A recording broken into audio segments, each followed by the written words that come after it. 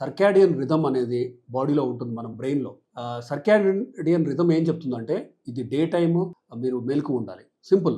చీకటి పడుతుంది, night time మీరు పడుకోవాలి, ఇలా చెప్పే ఒక హార్మోన్ ఉంటుంది. పీనియల్ గ్లాండ్ అని బ్రెయిన్ లో ఉన్న ఒక హార్మోన్ రిలీజ్ చేసే ఒక గ్లాండ్ ఉంటుంది. పీనియల్ గ్లాండ్ వల్ల రిలీజ్ అయ్యేది melatonin release will tell you మీ బాడీకి ఎప్పుడు నిద్రపోవాలి, ఎప్పుడు మేల్కొని ఉండాలి. దాన్ని మనం డిస్రప్ట్ చేస్తూ ఫర్ వాట్ ఎవర్ రీజన్స్, అది అఫ్ కోర్స్ వర్క్ బాగా హైటిక్ అయి ఉండి దాన్ని ఒక సినిమా చూడటం అవ్వచ్చు, ఇంట్లో ఓటీటీలో అవ్వచ్చు, మొబైల్లో అవ్వచ్చు, ల్యాప్టాప్లో అవ్వచ్చు, అలా చూస్తూ టైం తెలియకుండా మెల్లగా 11 అవ్వటం, 12 అవ్వటం, అట్లా పడుకోవటం అనేది క్రానిక్గా కనుక మీరు చేస్తే, అంటే over period of months, years అలానే కనుక చేస్తే you are putting yourself at a higher risk.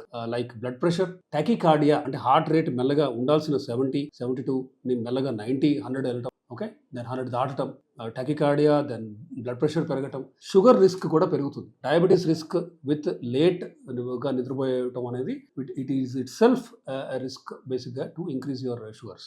So దానివల్ల ఏమవుతుంది, బాడీ ఒక ఫైట్ ఆర్ ఫ్లైట్ మోడ్లోకి వెళ్తుంది. అంటే సింపాథెటిక్ సిస్టమ్ యాక్టివేట్ అవ్వడం. యూజువల్గా నిద్రలో యాక్టివేట్ అయ్యే సిస్టమ్ పేరు parasympathetic system. So parasympathetic system వల్ల మనం నిద్రలో ఒక రిపేర్ జరుగుతుంది, రైట్.